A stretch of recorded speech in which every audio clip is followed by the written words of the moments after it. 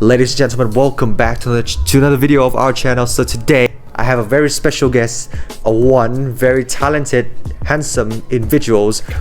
Kind words, yeah. Which he is someone with incredible stories to share, from working as a nurse in the USA to becoming a teacher in Thailand. Ladies and gentlemen, round of applause to him.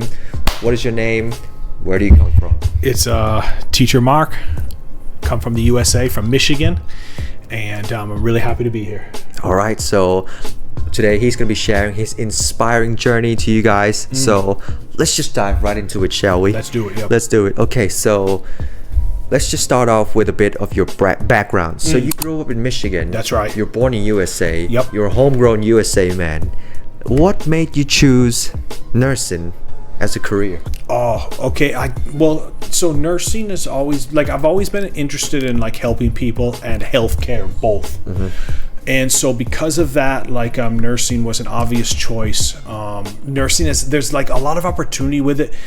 Good money as well. Good money, make. okay. So money, opportunity, wanting to help people, an interest in science and healthcare. So everything was just right for me. Right for you. Yep. So, okay, so was nursing something you always wanted to do, or did it just happen unexpectedly? I would say it kind of happened unexpectedly. When it wasn't something I always wanted to do. I never really thought too much about it, but at that point in my life, which would have been around 2005, I just started thinking it's a great opportunity and I should go for it, because I was interested in it. And I liked the science aspect of it. I like being able to help people. So that was it. That was it. Yep. And then things just got turned around. So can you tell me, how did you manage to get into the prison? How did you get a chance to go train in the prison? Go work in there. What happened, man? Okay, so this is how it went down. So once I got accepted into the nursing program at the university, which was very, very difficult to do, because they only accept 64 students in each class, and there's hundreds of applicants. So once I got accepted, I was really, really thrilled. And then you have different rotations that you do for the different semesters.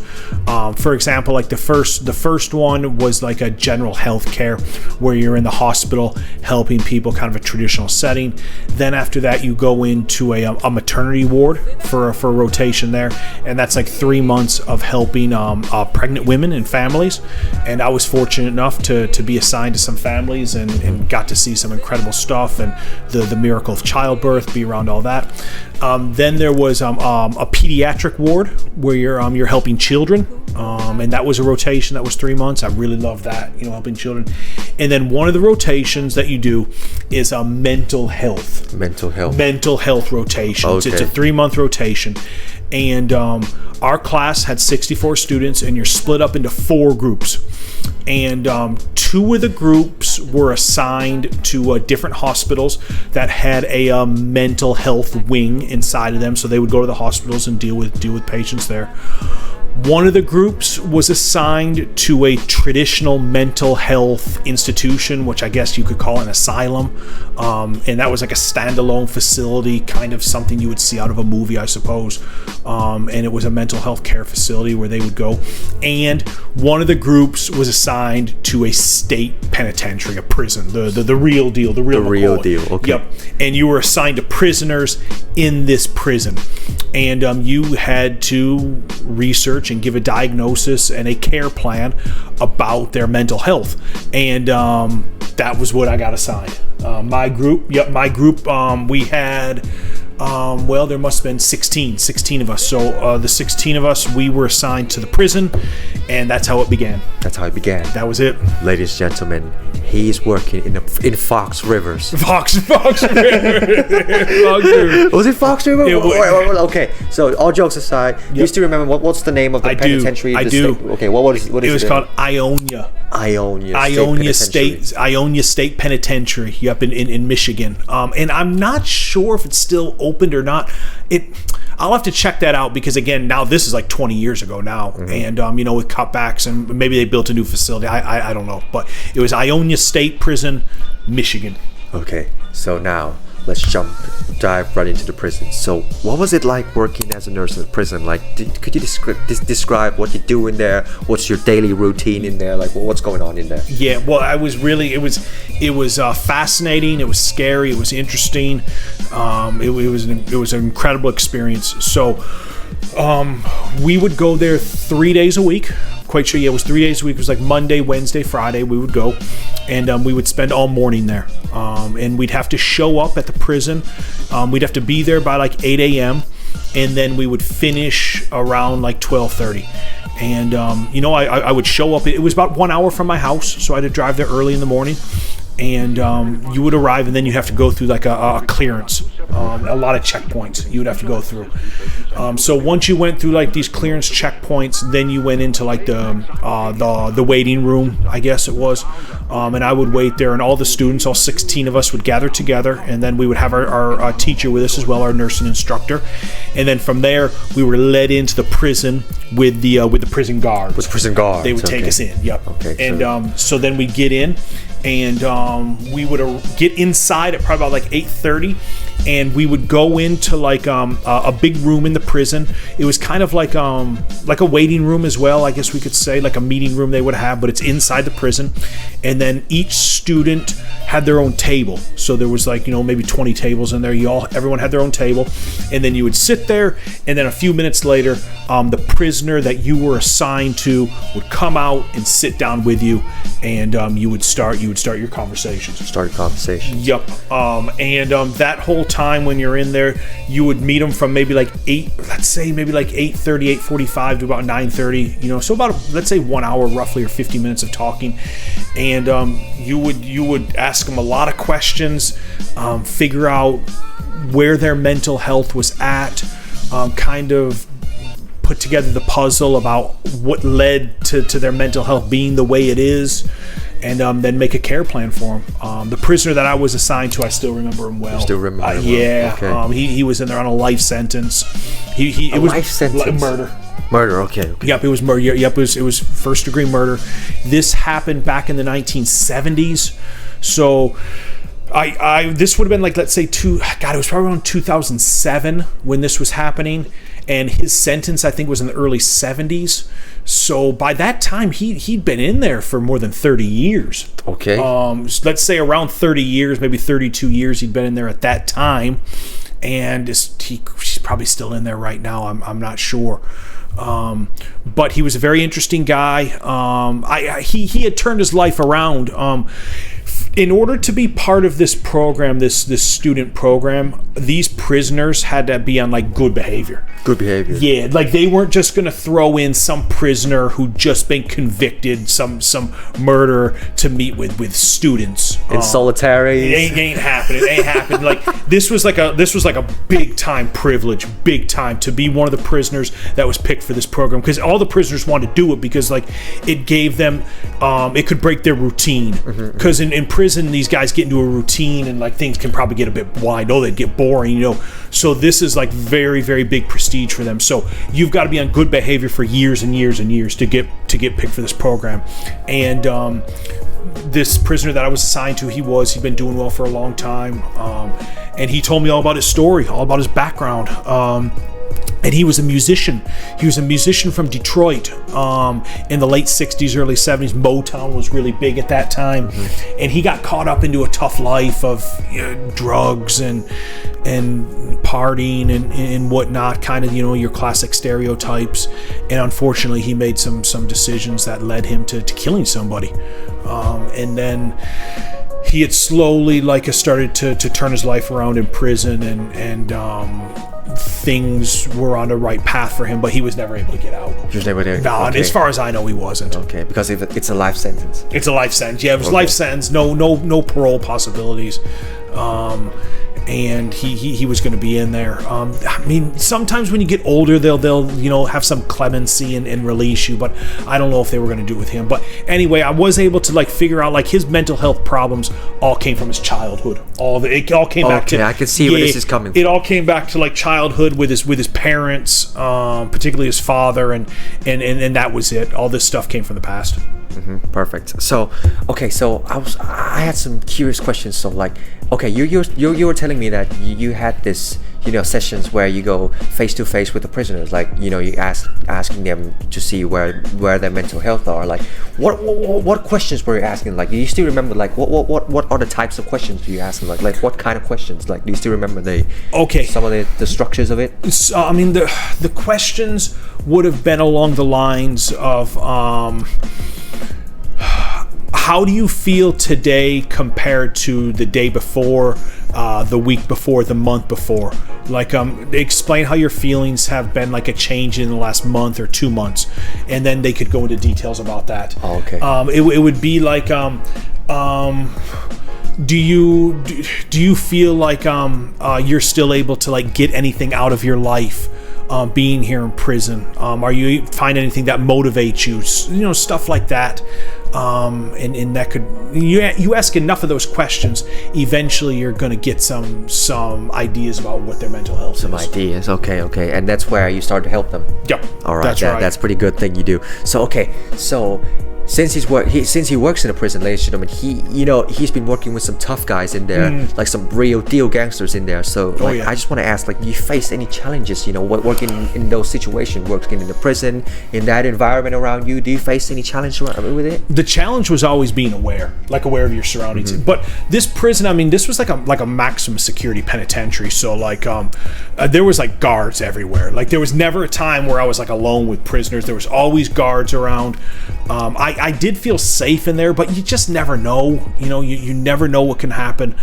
So the big challenge was just being aware of what was going on around me, and trying to help the prisoner that I was assigned to. Yeah, there are some real tough guys in there. Real tough guys. Yeah, and there's like different levels of privileges that these guys have. Like, if you've been in there a while and like shown like good behavior, like you're gonna have a cell by yourself, and you'll be able to kind of fashion that cell the way that you want to. You'll have a TV. Your setups. Obviously you're in a prison cell. It's very tiny, but it's not that bad. But for some of these tough guys, they're going to be in a different wing of the prison. You're going to be sharing a cell with a guy. It's going to be heavily secured. Those parts of the prisons, I don't even think I saw them. Those areas, I saw a few guys sharing cells, but most of the prisoners I saw, they had their own individual cell, and then they had like everything was on a schedule. So after they met with us, then they had the morning classes. They do some morning classes where they would meet with a teacher, and they would study together. And then like they'd have lunch, and then you'd have like a break time where they had like a recreational room where they could play like ping pong or do puzzles. Okay. That these guys could do. Again, that kind of helps with like stress and mental health. They had workshop rooms where like guys were doing stuff creatively with wood and raw materials. Again, there was a lot of security in these rooms, of course. But everything was on a schedule, everything was regimented, and these guys, like when from the moment they woke up in the morning, they knew what they would be doing that entire day until they went to sleep at night. Like, everything was streamlined, all of it. Okay, so basically you feel safe. Feel safe, yeah. Okay. You feel safe, yep, you do. But anyway, ladies and gentlemen, working with these people, working with inmates, they could have some, mental thing going on with their minds. So does working with inmates change any of your perspective on life or people in general? I guess it did change my perspective, like just knowing that like these are guys who have made mistakes in life, and they're paying a price for it. But there are still, like, I can't speak for all inmates, but some of these guys who have done some terrible things still want to be able to like have a productive life. Okay. So I guess like the way it changed my perspective was just giving second chances. Again, some of these are still bad guys who did terrible things, and they don't give a crap about anything. But there are some that do want a second chance, that want to like make something out of their life. So giving second chances to those who really want it is a perspective that I gained from doing this. That's pretty nice. Okay, so let's just get out of that prison real quick. Let's just break out of that prison. Prison break, baby. Prison break. Now I'm gonna break out, and he's getting his first class ticket to Thailand. Oh yeah, yep. First class, yep. Yep. Oh god. So like, what inspires you to leave the U.S. and move to Thailand? So I did the nursing for when I was from the time I started the school, the nursing school, to when I finished, like it was like more than 4 years, and I did really like it. Like it was a wonderful thing for me, but I wasn't sure that I would be able to do it for the rest of my life. I was dealing with things like a lot of illness, a lot of sickness, a lot of death. And it just became a bit hard for me in my mental health. So because of that, I made the decision to try something else before it was too late. So I decided I want to be a teacher because, again, I like helping people. My mom was a teacher for more than 30 years, so my mom really inspired me a lot. And so I decided I want to do it. So I also, ever since I was like a young kid, like really young, I had like an idea about living abroad. I don't really know why. I just did. I always had this idea about living abroad. This goes back to when I was just like 7 or 8 years old. I just always felt this way. So then I was thinking like teaching abroad, countries to do it at, and I like researched a lot of countries, a lot of places, and I just settled on Thailand because mostly because of the people. The people, yeah. I mean, everyone's here so kind, so friendly, so nice. Thailand has a lot of great things to offer, but the people was what sold the country for me. What sold the country? Okay. So that is what makes him move to Thailand. So how does life compares in Thailand with the USA? Okay, yeah, I mean there's some similarities, but a lot of differences, of course. I mean, I love the USA. I love my country, and it's got a lot of positives. But if we're looking at like differences, like Thailand, it's much easier to go from like point A to point B. Like in the US, like travel can be tough. It's a huge country.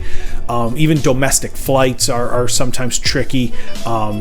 Traveling on cars and buses and trains are long distance.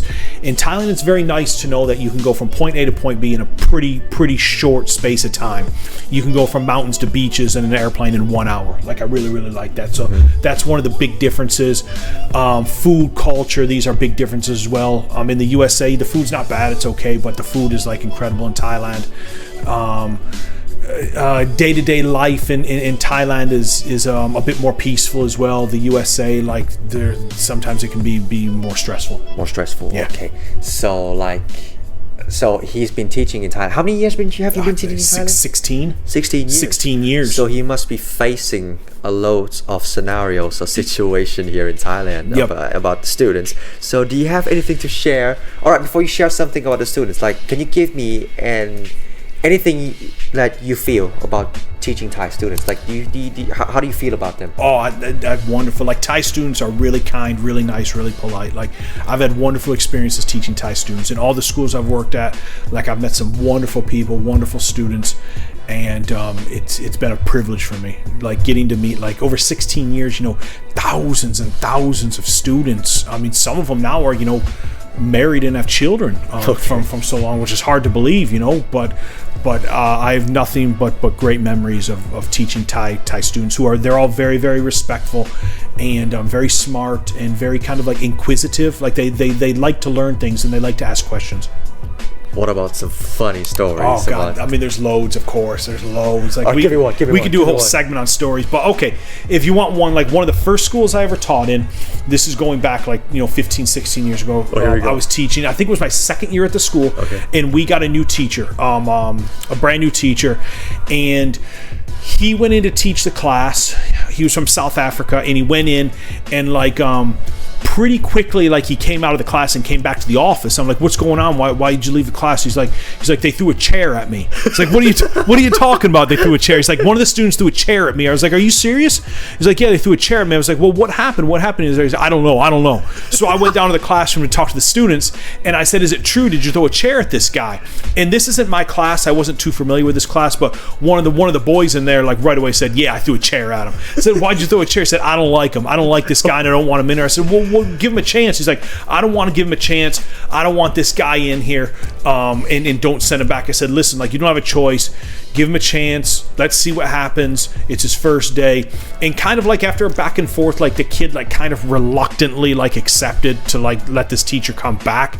So I went back down to the office to talk to the teacher, to tell him to go back into the classroom. He was gone. He was gone. He was gone. He was gone. I never saw him again. You never saw him again? No. In that small little time frame, he'd left the school. Adios. He'd gotten out. It was so long ago. Maybe he went to another school. You know, sometimes in Thailand you can go from school to school. There's a lot of them. Maybe he got a different teaching job doing something. Maybe he said, I don't want to be a teacher, but I never saw him again. You never saw him again? No. Okay, so we're gonna do some more episodes about some funny stories about it. So stick with us.